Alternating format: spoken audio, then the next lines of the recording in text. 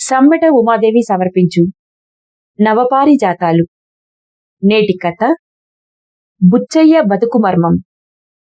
రచన doctor Pasunuri Ravinder.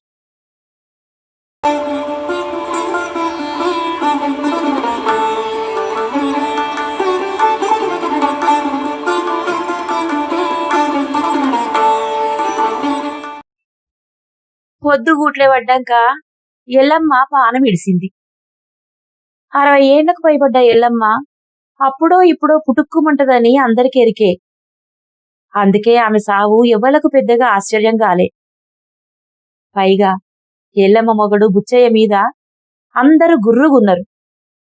ఒక్కనాడు కూడా ఆ ముసల్దానికి కడుపు నిండా తిండి పెట్టలేదు, ఒంటి నిండా ఐమన్న బట్టగట్టనీయలేదనేది అందుకొక కారణం. బుచ్చయ్య మొదటి సంధి అంతే. ఊరందరిది ఒకదారైతే ఉలిపి కట్టది మరొక దారన్నట్టు ఎవళ్ళేమన్నా అనుకోని నా బతుకు నేను బతుకుతా, అందరి లెక్క దుబార ఖర్చులు పెట్టుడు దండుగా అనుకుంటా పొదుపుగా బతికినోడు. ఇదే అందరికీ ఒకంత చికాకు తెచ్చేది. సచ్చినాడు ఎత్తుకపోతామా కట్టుకపోతామా, వీని కాపాయ మన్నులవాడా అని లోపలే తిట్టుకుందురు.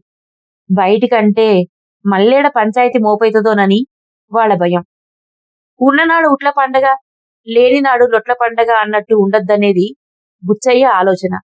ఇసొంటి జాగ్రత్తలు తీసుకునుడు వెనకటి సంధి చేసి బొచ్చడు కూడబెట్టిండు. 2 ఎకరాల భూమి, ఇంటికాడ 2 బర్లు, పెండ్లాం ఒంటి మీద నగానట్రా అన్నీ మంచిగానే ఉన్నాయి. కాని ఇదంతా వ్యక్తిగతం. మరి ఇన్ని ఉన్నా ఎప్పుడు చూడు దివాలా తీసిన కంపెనీ లెక్కనే కనపడుతుండే బుచ్చయ్య. అక్కడక్కడ తూట్లు పడి చినిగి మాసిన బట్టలు, వాటికి తగ్గట్టు మాసిన గడ్డం, ఇంటింటికి మట్టిపోయే అన్నట్టు వాడ మీద ఎవ్వల ఏషమైనా గిట్లనే ఉండేది.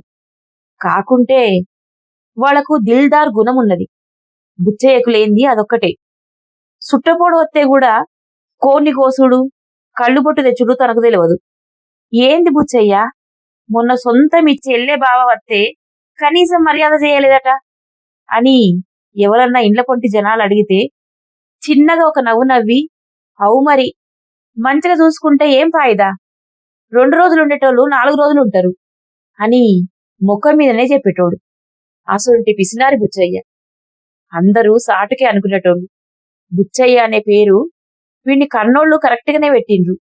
పిల్లికి బిచ్చమయ్యాడు, ఎంగిలి చేత్తోటి కాకిని కొట్టడు అని. బుచ్చయ్యకు ఒక కొడుకు, ఒక బిడ్డ. వాళ్ళకు కూడా బుచ్చయ్య బిచ్చ బుద్ధి బాగానే ఎరక. పండగో పబ్బమో వచ్చినా ఇంట్లో గింత కూడా మార్పు లేదు.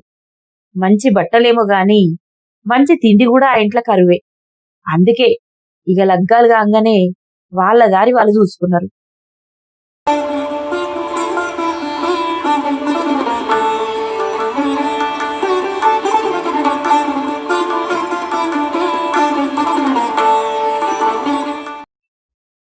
ఎల్లమ్మ సాగు వార్త విని వాడ మీద జనం పెద్దగా బాధపడ్డది లేదు.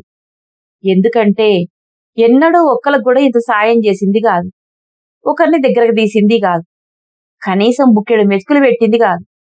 ఆఖరికి సొంత మనవడు మనవరాండ్లకు కూడా ఏ దసరకో దీపావళికి ఒక అంగ్యో లాగో గౌనో పట్టించింది కాదు. అందుకే ఊరే కాదు సొంత కుటుంబం కూడా పెద్దగా బాధపడ్డది లేదు. ఇప్పుడు జరగాల్సిన కార్యం సంగతి చూడాలన్నట్టు చుట్టాలందరికీ కొడుకు, బిడ్డ, అల్లుడు ఫోన్లు చేస్తున్నారు. ఇప్పుడు చీకటి పడ్డది, సావు రేపు చేద్దాం అన్నారు పెద్ద మనుషులు. బుచ్చయ్య ఇంటి వాకిట్లా చిన్న మంట పెట్టి కుండ పెట్టిండ్రు. ముసల్ది చచ్చిన బాధ బక్క బుచ్చయ్యకు మాత్రమే ఉన్నది. అందరూ తనను ఎన్ని తీర్లన్నా సరే తానొక్కతే మొగని దిక్కు నిలబడ్డది. లోకులు కాకులు ఎవళ్ళన్నా ఏమన్నా అనుకోని నేను మాత్రం నీకున్నతి అన్నట్టు మెలిగేది.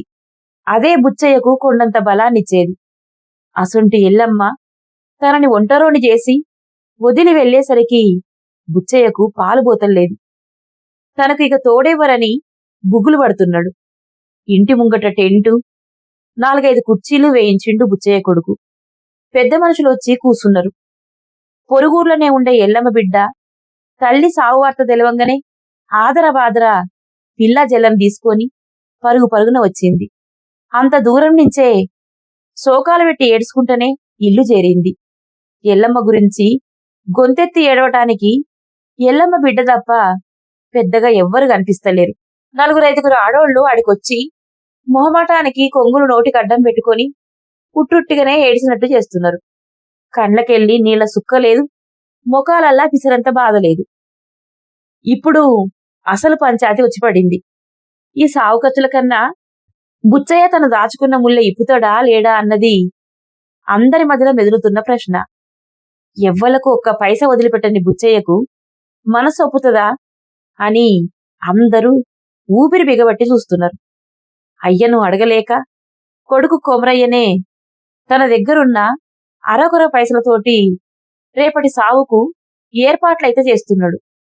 కొడుకు కొమరయ్యకు అతడి చెల్లెమొగడు నరసయ్య కూడా జతయిండు. చాయో నీళ్ళో తెప్పించి అందరికీ తాపిస్తున్నారు. ఇవి కాదని సాటుకు పిలిచి సారకు మందుకు అడిగేటోళ్ళకు కూడా తాగిపిస్తున్నారు. ఇంతల్నే రేపొద్దుటి దాకా పీనిగని పెట్టుకొని ఎట్లా కూసుంటాం, భజన పెట్టించాలే అన్నారు కుల పెద్దలు. సావుకాడ భజన మొదలైంది.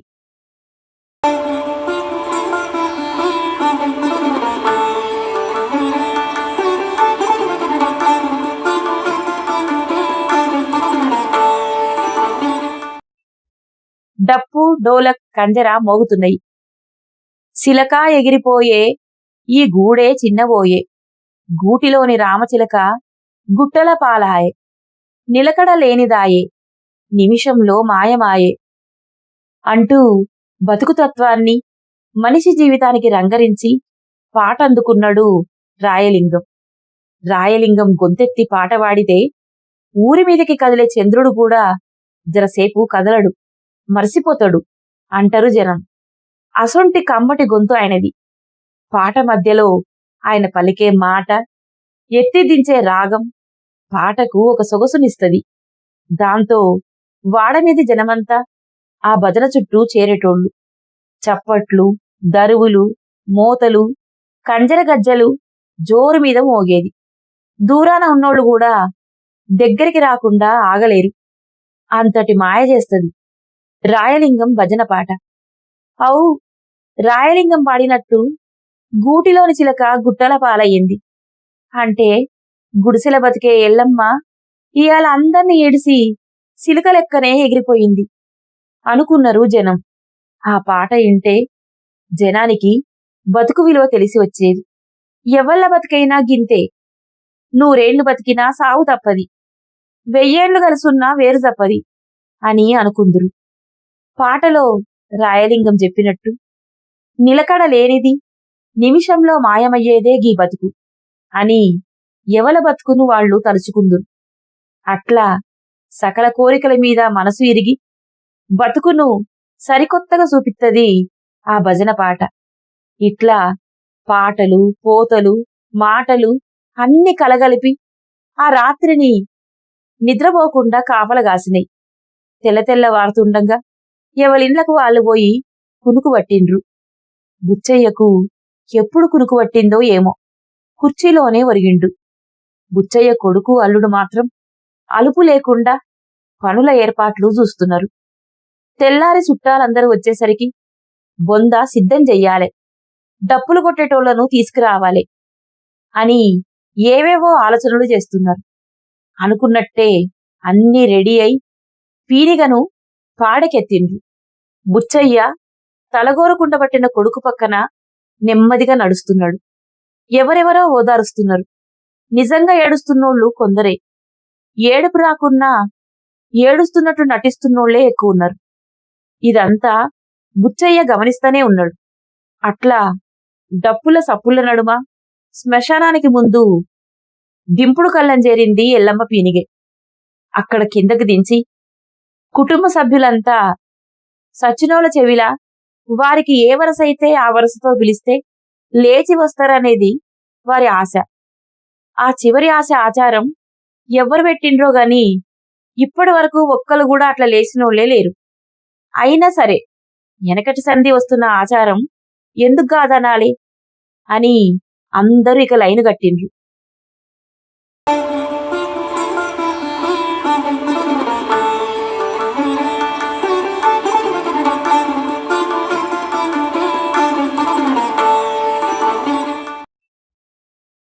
ఇక్కడ మరో ముఖ్యమైన తంతు మిగిలి ఉంది. సచ్చిన మనిషి మీద ఏమైనా సొమ్ములుంటే తీసుకునే తంతు. సావుకొచ్చిన జనాలందరికీ ఎరికే బుచ్చయ్య ముక్కుపుల్లను కూడా ఓనియడని. అందుకే ఇప్పుడు బుచ్చయ్య ఏం చేస్తాడని చూస్తున్నారు. బుచ్చయ్య కంటే ముందు బుచ్చయ్య కూతురు కొడుకు పక్కకు పోయి ఏదో మాట్లాడుకొని వచ్చిండు. బహుశా ఎల్లమ్మ ఒంటి మీద గొట్టాల గొలుసు, చెవుల కమ్మలు, ముక్కుపుల్లలు, కాళ్ళ కడేలు ఎవరెవరు ఎట్లా వంచుకుందామా అని వాటాలేసుకుంటున్నట్టు జనాలకు అర్థమైంది. కాని అందరి చూపు ఇప్పుడు బుచ్చయ్య మీదనే ఉంది. అసలే అవి బంగారు నగలు. ఇప్పుడు బంగారం రేటు కూడా బాగా పెరిగింది. అసొంటి బంగారాన్ని బుచ్చయ్య తనకు కాకుండా పిల్లలకో బంధువులకో బోనిస్తాడా అన్నది వాళ్ళ సందేహం. అందుకే కళ్ళప్పగించి చూస్తున్నారు. డప్పులోలు కూడా సప్పుడు చేయకుండా జరసేపు కొట్టకుండ్రి, ఇప్పుడు అసలు ముచ్చట తేలనుంది అని సైగ చేసిండ్రు. డప్పులోలు కూడా సప్పుడు చేయకుండా కన్నార్పకుండా చూస్తున్నారు. అనుకున్నట్టే బుచ్చయ్య బిడ్డ కొడుకు ఇద్దరూ తల్లి మీద బంగారు నగలు ఒల్చుకోవడానికి సిద్ధమైండ్రు. ముందు ముక్కుపుల్లల కాడ మొదలుపెట్టిండ్రు. ఒకవైపు జనానికి చూడ ఏడుస్తున్నట్టే ఏడుస్తూ మెల్లగా ముక్కుపుల్లలను తీస్తున్నారు బుచ్చయ్య కొడుకు బిడ్డ. కాని అవి రావడం లేదు. అందుకు కారణం అవి ఏనాడో ఎల్లమ్మ పెట్టుకున్న దగ్గర నుంచి మళ్ళా తీసినట్టు లేదు. ముక్కుపుల్ల కోసం, చెవుల కమ్మల కోసం చేసిన రంధ్రాలు కూడుకపోయినాయి. దీంతో బుచ్చయ్య బిడ్డ ఏడు పాపి మరింత గట్టిగా లాగుతూనే ఉన్నది. అవి తిప్పితే తిరుగుతలేవు. అందుకే ఇరిగినా పర్వాలేదన్నట్టు బుచ్చయ్య బిడ్డ లాగుతున్నది. ఇంతట్లనే బుచ్చయ్య బిడ్డ కొడుకు, కొడుకు కొడుకు నిండా 15 ఏళ్లు లేని ఆ ఇద్దరి మనమన్లు ఎక్కడ్నించి ఎప్పుడు తెచ్చిండ్రో గాని ఒక కటింగ్ ప్లేయర్ వెంట తెచ్చుకున్నారు. ఈ ముందస్తు ఉపాయం, ముందు చూపు తన బిడ్డదే అని బుచ్చయ్యకు అర్థమైంది. ఇక ముక్కుపుల్ల రాకుంటే కటింగ్ ప్లేయర్తో బట్టి లాగి తీస్తానని ముందుకు వంగింది. బుచ్చయ్య కొడుకేమన్నా తక్కువ తిన్నోడా? అక్కా, ముందా గొట్టాల గొలుసుది అంటున్నాడు. గట్టిగా గుంజు, పోనీయద్దు అంటున్నారు జనం. వాళ్ళంతా రాత్రి భజన పాటలో మనిషి బతుకుతత్వం విని గాలిపుడుగాసొంటి జీవితంలో కోరికలే వద్దనుకున్న జనాలు ఇప్పుడు ఆ బతుకుతత్వాన్ని మరిచిండ్రు. ఇప్పుడు బతుకు కంటే బంగారమే ముఖ్యమంటున్నారు. జనాల ఎగేసుడు, కొడుకు బిడ్డ ఉత్సాహం ఒక దశలో ఎల్లమ్మ ముక్కు తెగి వస్తదా అన్నట్టుంది. అప్పటిదాకా గడ్డకట్టినట్టున్న బుచ్చయ్యకు ఈ దుర్మార్గం ఎక్కడ లేని దుఃఖాన్ని తెప్పించింది. నిన్నటిదాకా తనదే తప్పన్న లోకం ఇప్పుడు బంగారం కాడికొచ్చేసరికి ఎట్లా మారిపోయారు, ఎట్లా తోడేళ్లలాగా ఎల్లమ్మ ఒంటి మీద పడుతున్నారో చూస్తే బుచ్చయ్య కంట్లో నుంచి ఒక కన్నీటి ధార చెంపల మీదుగా కారుతున్నది. ఎల్లమ్మ చావు కంటే ఇట్లా గుంజుకునుడే విషాదం అనిపించింది బుచ్చయ్యకు. ఆయన కంటి నుంచి కన్నీటి చుక్కలు టపటపా రాలిపడుతున్నాయి. అది అక్కడున్న జనాలకు నమ్మశక్యంగా లేదు. అప్పటిదాకా ఏడవని బుచ్చయ్య ఇప్పుడెందుకు కన్నీళ్లు పెడుతున్నట్టు? బహుశా ఆ బంగారం గురించేమో అనుకున్నారు. ముక్కుపుల్లలు, కమ్మలు ఎంతకూ వస్తలేవు. బిడ్డే మాత్రం కటింగ్ ప్లేర్ తోటి గుంజేస్తున్నది. ఇందుకేనా నా బిడ్డ నిన్నటి సంధి అంతగన్న మేడ్చింది అనుకున్నాడు బుచ్చయ్య. ఎల్లమ్మ పాడి చుట్టూ ఉన్న జనం గుంజు, లాగు, లాగు గట్టిగా అని అరుస్తున్నారు. వాళ్ల అరుపులకు బిడ్డే మరింత గట్టిగా లాగుతున్నది.